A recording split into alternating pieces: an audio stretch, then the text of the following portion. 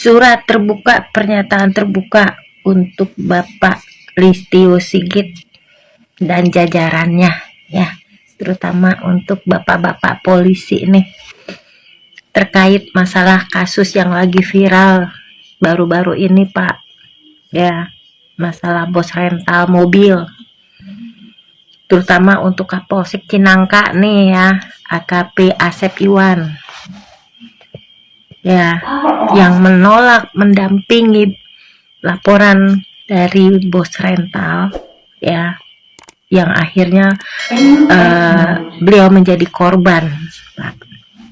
Nah, jadi saya heran nih Pak sama jajaran Bapak nih ya, kalau untuk hal-hal seperti itu sepertinya birokrasinya yang diutamakan dulu gitu, harus buat laporan dulu lah. Pak, kalau seperti itu udah keburu kabur pelakunya, apa besok-besok kalau nanti saya minta tolong nih Pak ya, apa perlu saya bawa surat RT RW ya, kelurahan, kecamatan, saya suruh harus bawa kartu keluarga, SKCK, STNK, apalagi tuh akte kelahiran ya, terus bawa buku nikah mak gue juga, atau apapun itu ya, baru bisa ditindaklanjuti gitu ya Pak ya.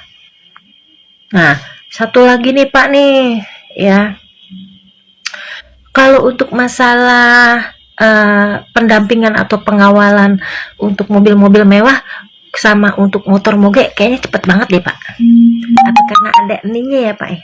Ini nih, paham dong ya. Apa karena itu ya Pak? Aduh Pak, tolong diperbaikin dong ya Pak ya. Kasihan nih rakyat kecil. Saya dulu pernah laporan juga Pak, motor saya hilang, motornya tetap nggak ketemu ya kan, tapi ujung-ujungnya capek juga Pak, bolak-balik ya, habis-habisin waktu doang, kagak digubris. Salam waras Pak. Lagi-lagi nih, masyarakat dibikin penasaran sama rasa kepercayaan terhadap polisi Republik Indonesia. Kejadian yang baru fresh banget 2 hari lalu, sini aku bisikin, let's go. Jadi ada bos rental yang mobilnya dipinjem rek, terus nggak dibalik-balikin. Karena nggak dibalikin, tuh mobil kan pasti ada GPS, dilacak lah di mana, di tempat dia terakhir berhenti. Ya berarti kan di sekitar daerah Tangerang tuh, kayak gitu-gitu. And then, nih bos rental tahu kalau yang nyewa ini punya dor, punya. Kan dia takut kalau ngejar-ngejar, tapi kalau ditembok gimana? Ya kan? Nyawa kan taruhannya. Ya otomatis kan secara kita orang sipil, rakyat, lapornya ke siapa? Ya ke bapak polisi yang sama-sama memiliki senjata gitu kan. Tapi ternyata takdir berkata lain ya. Ketika korban melapor kejadian itu ya, lagi ngejar-ngejar nih ya, lagi urgent, ini sudah tahu ini kejadian ini lagi live, istilahnya tuh sedang berlangsung. Dia ke Polsek Cinangka, dia lapor, Pak ini saya lagi ngejar persewaan mobilku, orangnya ini bawa dor. Ya kurang lebih ceritanya kayak gitu. Tapi ternyata guys, tidak bisa didampingi karena beranggapan itu leasing, dan polsek itu menyangkal kalau misalnya si korban ini tidak membawa dokumen lengkap seperti kepemilikan mobil kayak BPKB dan lain sebagainya. Jadi dia tidak bisa. Padahal si korban ini sudah membawa surat lengkap BPKB sampai kunci serep. Dan dia bilang ini saya bukan leasing tapi rental, memang itu mobil milik saya. Terus ditelepon lah atasannya tuh sama yang jaga di pos itu, tetap nggak bisa, nggak tahu kenapa alasannya, pokoknya nggak bisa. Akhirnya malah disuruh, ini dari pengakuan anaknya, disuruh ngejar sendiri Kan tuh jaraknya beberapa kilometer aja tuh dari polsek tuh. Ya wes lah, dia putus asa nih korban, akhirnya dia ngejar sendiri. Kayak misalnya orang tuh sudah, ya wes lah. Oh. Finally, mungkin kejadian itu tabrak-tabrakan atau pepet-pepetan gimana, ya kan? Mungkin sudah mepet, sudah tertangkap tuh mobil. Akhirnya korban keluar dari mobil dan di sanalah dia ditembok 5 kali tembakan, akhirnya meninggoy di tempat. Semoga diterima di sisi yang Maha Kuasa. Dan klarifikasi dari Polsek Cinangka, Pak AKP itu bilang kalau misalnya itu bukan menolak, tapi tidak sesuai peraturan karena dokumen yang dibawa tidak lengkap dan tidak ada. Jadi pengakuan yang berbeda ini antara korban, anak korban, keluarga korban dengan polsek tersebut. Tuh, anak bos rental, BPKB, STNK, kunci serep dan sempat menawarkan uang pendampingan juga, tapi tetap ditolak. Ini bapak polisi yang dibawa itu yang klarifikasi kalau itu tidak benar. Jadi katanya itu tetap korban itu tidak membawa dokumen-dokumen gitu loh. Jadi teman-teman bisa komen gimana tentang kasus ini ya. Sampai ada orang Twitter yang bilang kayak gini nih. Ini kayak sarkas gitu ya. Nih, sebaiknya Polri segera merilis press list resmi jika masyarakat ingin melapor atau meminta jasa polisi agar masyarakat tidak berharap atau menunggu kecewa di belakang. Misal, super premium service 400 juta, cepat tanggap 80, agak tanggap 40, normal 20, biasa gratis. Wajib melampirkan 9 lembar fotokopi KTP, KK, ijazah, STS, KCK, BPKB.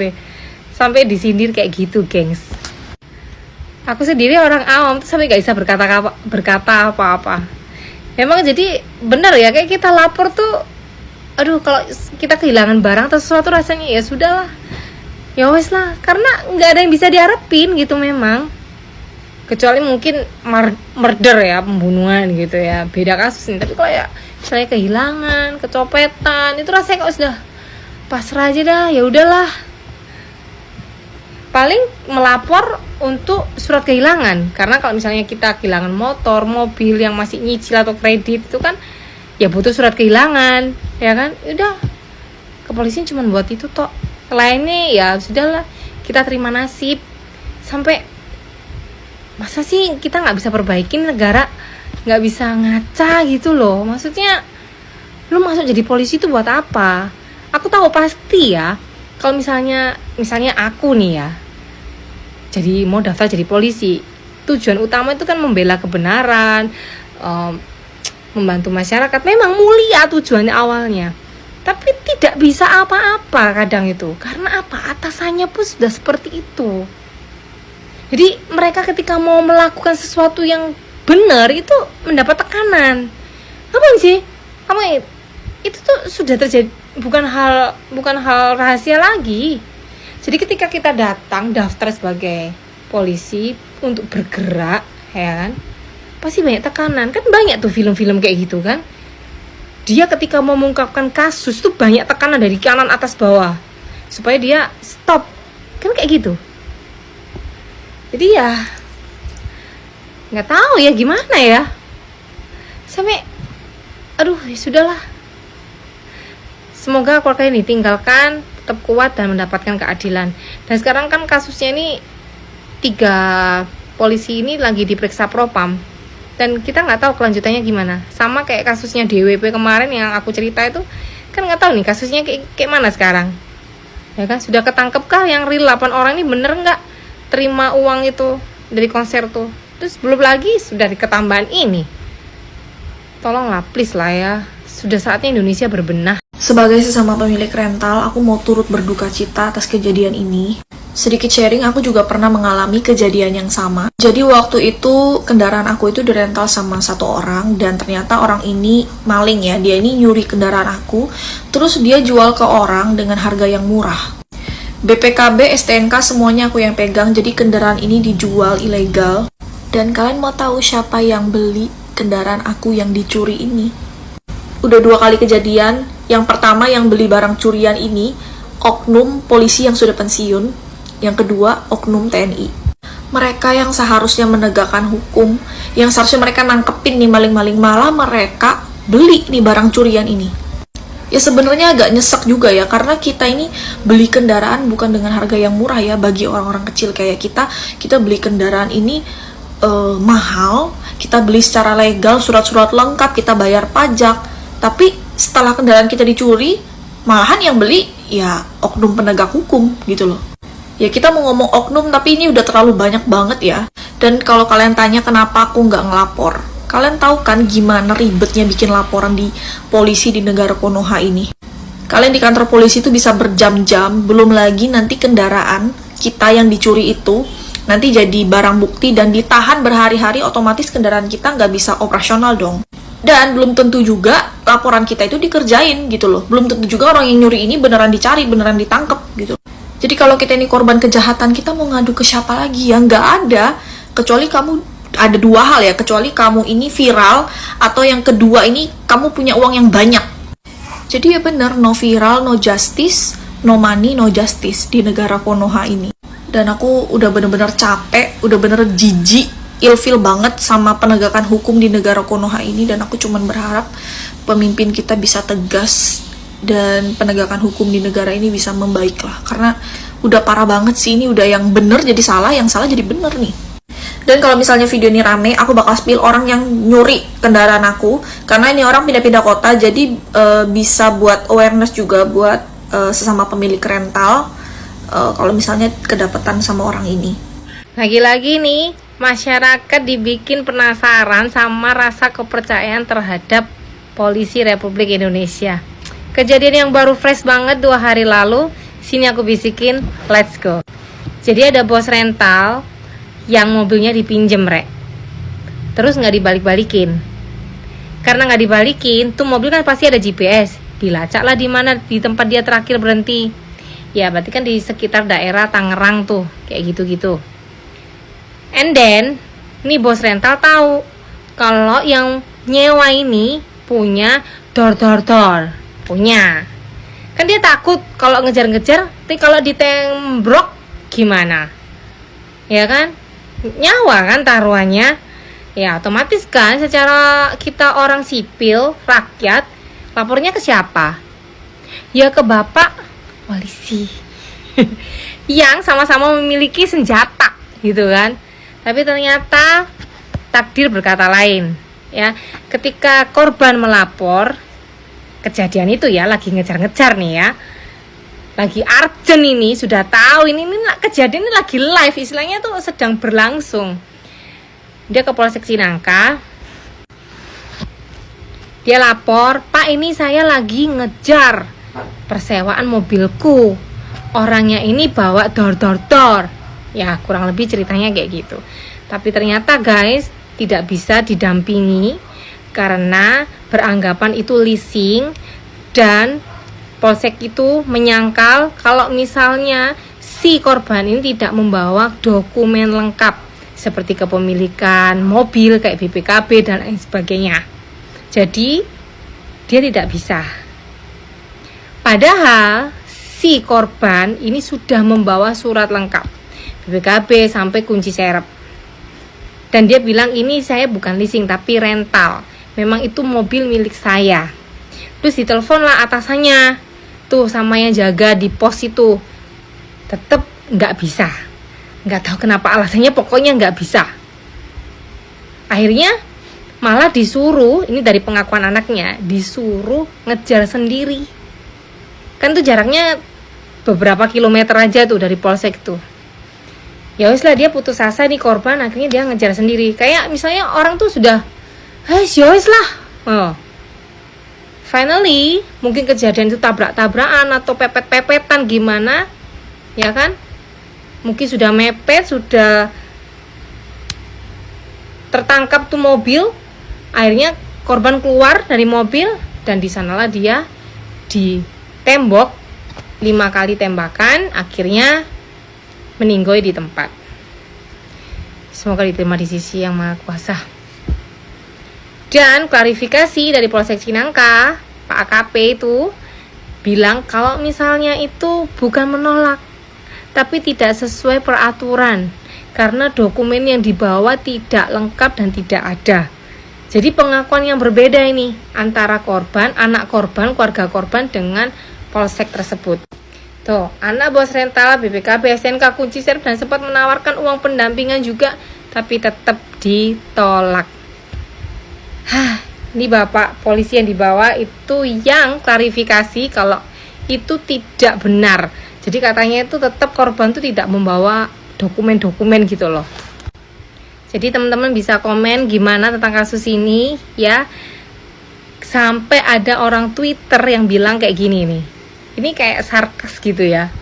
Nih, sebaiknya Polri segera merilis price list resmi jika masyarakat ingin melapor atau meminta jasa polisi, agar masyarakat tidak berharap atau menunggu kecewa di belakang. Misal, super premium service 400 juta, cepat tanggap 80, agak tanggap 40, normal 20, biasa gratis.